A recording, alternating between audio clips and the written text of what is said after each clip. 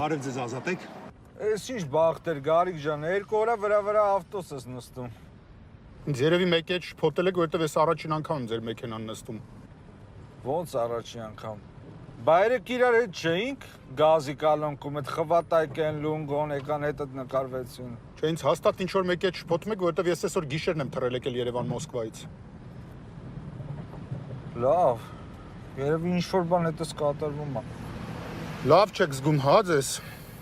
Չգիտեմ Գարիկ ջան, ուղղակի մոտս նենց տպավորություն է, որ այս ամեն ինչ իմ հետ արդեն եղել է։ Հոգեբանությունում դա կոչվում է դեժավյու, երբ որ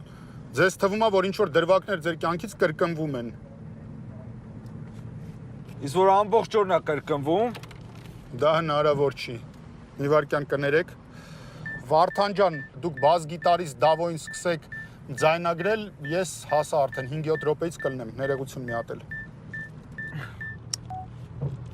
Գարիկ ջան, իսկ այդ դեժավյուն բուժվում, հա։ Չէ, դա հիվանդություն չի։ Դա ուղղակի գերլարվածության կամ գերհոգնածության սիմպտոմներ են։ Հայելի Գարիկ ջան։